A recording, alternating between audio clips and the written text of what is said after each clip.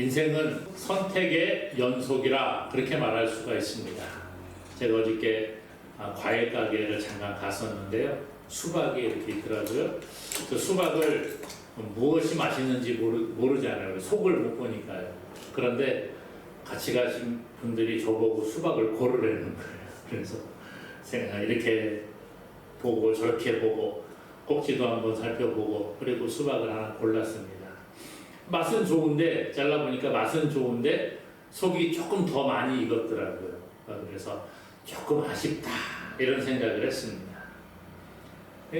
무언가 선택을 할 때 우리는 기준이라는 것을 세워요. 과일을 선택할 때에도 이 과일을 어떤 기준을 가지고 선택할 것이냐 그 기준이 있지요. 여러 가지 기준을 가지고 잘 그것을 판단을 해서 선택을 합니다. 회사에서 사람을 뽑을 때도 기준이 있습니다. 회사 나름대로의 기준을 가지고 우리 회사에 필요한 인재는 이러이러한 사람이다 라는 기준을 세워놓고 사람을 뽑습니다. 운동선수들을 선발할 때도 마찬가지지요. 우리나라에서 국가대표를 선발한다. 그럴 때 선발 기준이라는 것이 있습니다. 우리나라의 국가대표가 될 선수는 이러이러한 기준을 충족해야 된다라는 그 기준이 있다는 거예요. 기준이 없다고 하면 공정성의 의문을 가질 수밖에 없다는 것이지요. 일반적인 사람의 선택, 기준을 우리가 분명하게 세우는 것이 필요한데 많은 사람들이 어떤 기준을 세우고 있느냐 하는 것이지요. 대부분의 회사라든지 사람들의 선택은 외적인 기준을 많이 본다는 거예요. 이 사람이 얼마나 공부를 많이 했느냐, 이 사람이 얼마나 능력이 탁월하냐, 이 사람이 얼마나 잘생겼느냐, 이렇게 외적인 기준들을 보는 것이 일반적인 선택의 기준이 아닐까 그렇게 생각을 합니다. 그런데 하나님께서는 그러면 하나님의 사람들을 선택하실 때에 어떤 기준을 가지고 우리를 부르고 계실까?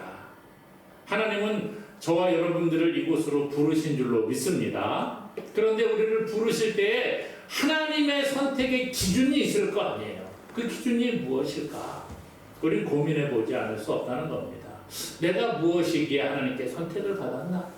내가 무엇이기에 하나님께 이렇게 사랑을 받고 있을까? 오늘 말씀에 보니까 하나님이 부르시는 사람들의 그 기준을 우리에게 보여주고 있습니다. 먼저 26절에 보니까요. 하나님께서는 이 사람이 얼마나 공부를 많이 했느냐, 이 사람이 얼마나 돈이 많으냐, 이 사람이 얼마나 가문이 좋으냐, 권력이 많이 있느냐를 보고 선택하지 않으셨다는 거예요.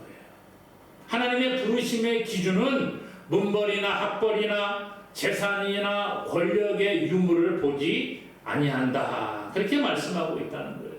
26절에 그러잖아요. 형제들아 너희를 부르심을 보라. 육체를 따라 지혜로운 자가 많지 아니하며 능한 자가 많지 아니하며 문벌 좋은 자가 많지 아니하도다. 이렇게 말해주고 있어요. 이 성경이 기록될 때에는 헬라의 철학자들이 아주 높은 교육을 받고 이렇게 어깨에 힘을 주던 시대입니다. 지혜로운 자가 많지 않다 이 말은 헬라의 철학자들과 같이 높은 교육을 받은 사람들이 많지 않다라는 거예요. 또 능한 자가 많지 않다 그랬습니다. 지위가 높은 권세자들을 이야기합니다. 정치적인 권력을 가진 사람들, 정치적인 배경이 화려한 사람들, 이런 사람들을 가리켜 능한 자라 그렇게 표현을 해요. 그러니까 이 고린도 교회의 성도들 가운데에는 공부를 많이 하고 헬라의 철학자들과 같은 지혜가 많은 사람들도 별로 없었고, 능한 자들, 높은 권세와 지위를 가진 정치를 하는 사람들도 거의 없었다 그렇게 말해주고 있죠. 또 오늘 말씀해 보니까 문벌 좋은 자가 많지 않다. 문벌 좋은 자, 사회의 상류층에 있는 사람들, 당시의 귀족과 같은 사람들이 별로 없다라는 거예요. 세 가지 요소, 다시 말해서 교양과 권세와 출신 성분, 이거에 따라서 헬라의 이 당시의 사회에서는 이것이 세속적인 평가의 기준이 되었습니다. 이 사람이 얼마나 교양이 높은가, 또 얼마나 공부를 많이 했는가, 또 이 사람이 얼마나 권세를 많이 가지고 있는가, 출신 성분은 귀족인가 아니면 평민인가 아니면 천민인가. 이때만 그러겠습니까? 지금도 마찬가지 아니에요? 많은 사람들이 이런 기준으로 사람을 판단합니다. 저 사람은 학교를 어디 나왔지? 얼마나 공부를 많이 했지? 그것을 살펴봅니다. 이 사람은 얼마나 세상에서 높은 권위를 가지고 있을까? 권세가 얼마나 있느냐? 그거 찾아봅니다. 이 사람이 집안이 얼마나 좋으냐? 이걸 따지는 것이 일반적인 모습이지. 이 고린도 교회가 있었던 이 당시의 사회, 헬라 사회는 소피스트들이 자신들의 지혜를 자랑하고 또 유능한 가문에서 내가 태어나고 자랐음을 자랑하던 그런 시대였다는 거예요. 그런데 오늘 바울이 고린도 교회 성도들을 이렇게 살펴보니까 이와 같은 세상적인 기준들이 별로 내세울 것이 없는 사람들이 모여 있었다는 거예요. 학벌도 그냥 그런 것 같고, 권력도 별로 가지지 못했고, 가문이 좋은, 문벌 좋은 사람들도 별로 없는, 세상적으로 말하면 그냥 평범한 평민들이 모인 거예요. 그런 사람들, 또 노예 신분에서 예수님을 믿고 교회로 들어온 노예 계급들도 많이 교회 안에 있었다는 것이지요. 세상은 이런 것들을 자꾸 따집니다. 그런데 오늘 하나님께서는요, 이 사람이 얼마나 공부를 많이 했느냐, 이 사람이 얼마나 권력자이냐, 이 사람이 얼마나 가문이 훌륭한 가문에서 자라났느냐, 이것을 따지고 선택을 하시고 우리를 부르신다고 하면 별로 부를 사람이 없을 거예요. 그렇다고 하면 이 고린도 교회 성도들은 학벌이 훌륭하고 가문이 아주 그냥 좋고 이렇게 권력을 가진 사람들만 교회 안에 있어야 되는 거지요. 그런데 하나님은 이런 분이 아니라는 거예요. 지금도 마찬가지입니다. 하나님이 이런 사람들만 부르신다고 하면 교회에 나와서 하나님을 믿고 섬기는 사람들 가운데에 오늘 저와 여러분들은 아마 명함도 내밀지 못하지 않을까, 이런 생각이 듭니다. 우리가 배움은 얼마나 배웠으며 또 권력을 가지고 있으면 얼마나 가지겠으며 우리가 가문이 좋으면 얼마나 좋겠습니까? 성경은 말합니다. 하나님께서는 외모를 보시는 분이 아니라는 거예요. 사무엘상 16장에 보니까 하나님께서 이스라엘의 초대 왕이었던 사울 왕을 이제 패하고 그 다음에 두 번째 왕을 기름 부어 세우려고 마음에 결단을 하십니다. 그리고 이 사울 왕이 하나님을 떠나서 자기 마음대로 하기 때문에 사울은 안 되겠다, 이제 내가 또 다른 왕을 세우리라. 그리고 선지자 사무엘을 부릅니다. 사무엘아, 너 가가지고 이새의 아들들 가운데서 한 명을 선택해서 기름 부어 왕으로 삼아라, 이렇게 말씀하시죠. 이 사무엘이 하나님의 명령을 받고 이제 이새의 집으로 가게 됩니다.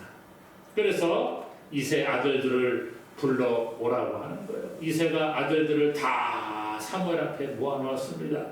자, 사무엘이요, 얘가 우리 집 장자입니다. 그리고 엘리압을 큰 아들을 앞에다가 세워놨어요. 사무엘이 보니까 엘리압의 용모라든지 신장이 아주 훌륭했습니다. 얼굴도 잘생겼고요, 키도 크고요. 야, 이 정도면 왕으로 세우기에 합당한 사람이겠구나. 그리고 사무엘이 이 엘리압에다가 기름을 부어 왕으로 세우려고 합니다. 그때 하나님이 사무엘을 말리는 거예요. 사무엘상 16장 10절에 보니까 사무엘아, 하지마, 그러고 난 다음에 그의 용모와 키를 보지 말라. 내가 이미 그를 버렸노라. 내가 보는 것은 사람과 같지 아니하니 사람은 외모를 보거니와 나 여호와는 중심을 보느니라. 그렇게 말씀해요. 사무엘이 외모를 봤을 때 엘리압이 용모가 아주 화려하고 신장이 크고 좋았습니다. 이 당시에 왕은 전투에 또 앞장서서 전쟁을 이끌어가야 될 사람이기 때문에 아주 키가 크고 등치가 좋은 왕이 세워지면 얼마나 훌륭해 보이겠어요. 근데 하나님 그렇게 말씀하지 않는 거예요. 사람은 외모를 보거니와 나 여호와는 중심을 보느니라 말씀하셨어요.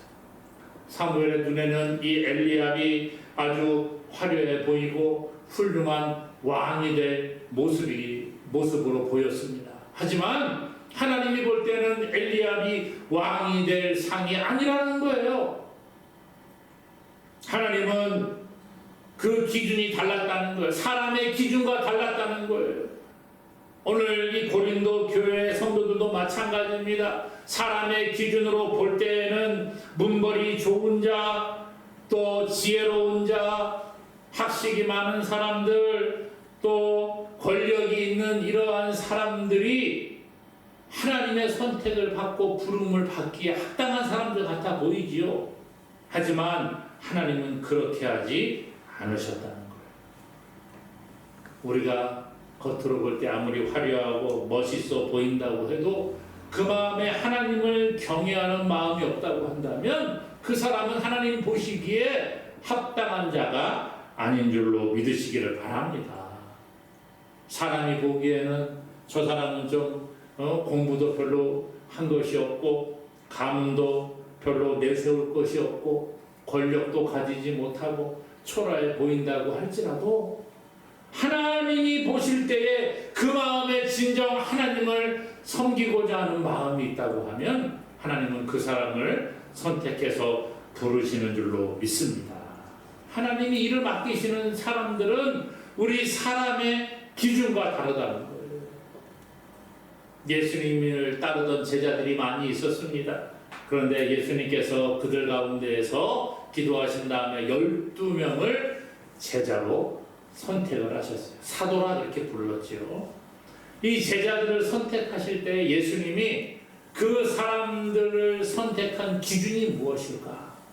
성경에 보니까 12명의 제자들의 이름이 쭉 소개가 되는데 그들이 뭐 문벌이 좋고 학벌이 훌륭하고 지위가 높은 사람들이 없어요.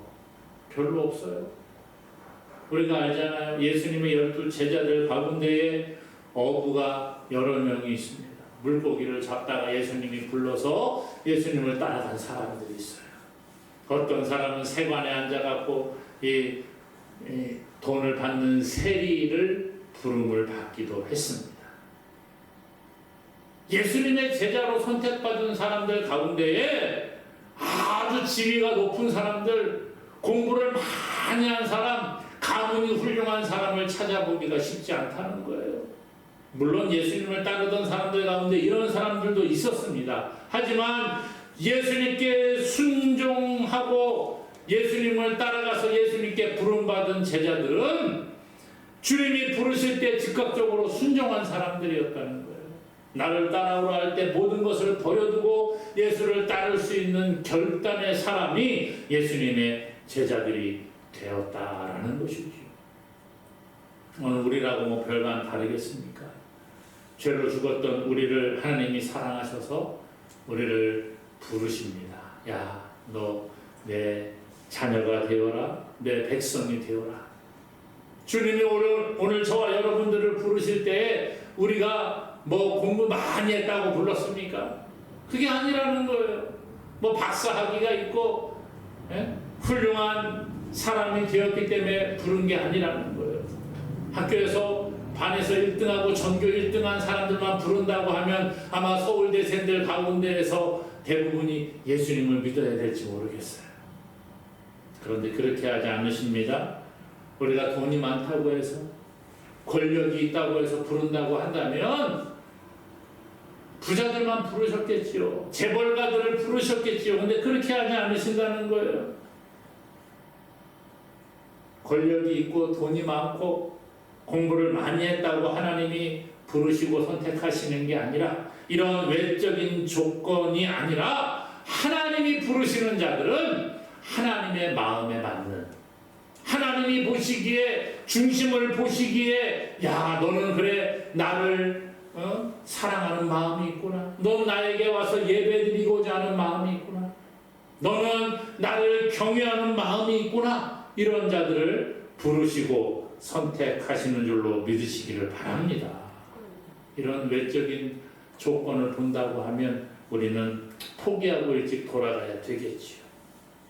하지만 하나님께서는 재물에 많고 적음이 아니라, 지식에 많고 적음이 아니라, 권력이 있느냐 없느냐 그것을 따지지 아니하시고, 때로는 부족함을 하나님은 우리가 부족함을 아시고, 우리의 약함을 아시고, 우리의 모남을 하나님은 아시기 때문에 우리의 부족함을 하나님이 채워주시기 위해 부르신 줄로 믿습니다. 우리의 연약함을 강하게 하시기 위해 우리를 불러주신 줄로 믿습니다. 우리의 모남을 아시고 우리의 모남 부분을 다듬어서 하나님이 원하시는 그 자리에 사용하기 위해 오늘 저와 여러분들을 부르신 줄로 믿습니다. 그렇기 때문에 우리가 하나님께 나오는 거예요. 하나님, 저는 부족합니다. 저는 약합니다. 저는 모난 부분이 많습니다. 그럼에도 불구하고 하나님 저를 부르셨으니 하나님 마음에 합한 자로 써주십시오. 이렇게 기도하는 저와 여러분 되기를 주님의 이름으로 축원합니다. 그러면 왜 하나님께서는 이러한 기준을 가지고 사람들을 부르실까요? 이유가 있을 거 아니에요. 세상의 사람들처럼 학식이 많고 문벌이 좋고 권력을 가진 이런 사람들을 부르면 하나님께서 얼마나 남들에게 내세우기 좋겠어요. 야, 봐봐, 내가 부른 내 백성들은 다 이렇게 얼굴도 잘생기고 예쁘고 키도 크고 권력을 가지고 돈도 많고 이런 사람들만이 내 백성이야 라고 말할 수 있으시잖아요. 그런데 그렇게 하지 않으셨다는 거예요. 왜 그럴까? 오늘 말씀 29절에 이렇게 말합니다. 같이 한번 29절 읽어보겠습니다. 이는 아무 육체도 하나님 앞에서 자랑하지 못하게 하려 하심이라. 뭐라고요? 하나님 앞에서 자랑하지 못하게 하시기 위해 이런 기준을 세우셨다는 거예요. 우리는 시험이라는 문화에 익숙해져 있습니다. 시험 때문에 스트레스 받고 울기도 하고 웃기도 하고 그러죠. 시험, 왜 시험 때문에 스트레스 받을까요? 시험의 결과에 따라서 상이 따라오기도 하고 거기에 대한 또 벌이 따라오기도 하기 때문인 것 같아요. 사실 우리는 태어나면서부터 어려서부터 시험이라는 것에 노출이 되어져 있습니다. 그렇지 않습니까? 아이가 부모님 말씀을 잘 들으면 상을 받고, 부모님 말씀 잘 안 들으면 상을 못 받는 거, 이거 시험 아닙니까? 응? 너 이거 하면 내가 이렇게 해줄게. 부모님 말씀 너 말 잘 듣고 예쁘게 오늘 잘 있으면 내가 맛있는 거 해줄게. 어려서부터 시험을 받는 거예요, 우리가. 그렇지 않습니까? 학교 들어가면 다릅니까? 학교 들어가는 순간 시험의 연속입니다. 요즘은 평가하는 것들을 자꾸 줄이라고 이렇게 해서 좀 줄었다고 합니다만은 그래도 많은 시험에 노출되어 있죠. 저도 어릴 때 생각해 보면 중간고사, 기말고사, 월말고사뿐만 아니라 무슨 주마다 무슨 쪽지 시험 보는 선생님도 계시고 너무 힘들어요. 졸업한다고 해서 시험이 끝납니까? 그렇지 않다는 거예요. 졸업하면 또 취업을 위해서 또 시험을 봅니다. 회사에 들어가도 또 진급을 위해서 끊임없이 공부를 하고 자기 개발을 해야 됩니다. 경쟁에서 살아남아야지만 더 높은 자리에 올라가는 거예요. 자영업하는 사람들도 마찬가지 아닙니까? 나름대로 자기들끼리 경쟁을 해야지 상대 자영업자하고 내가 경쟁을 해서 이겨야지 더 높은 자리에 올라가는 것 같습니다. 장사하는 것도 그렇잖아요. 저 집보다 우리 집 매출이 더 많아야 되잖아요. 손님이 많이 와야지 내가 성공하는 거잖아요.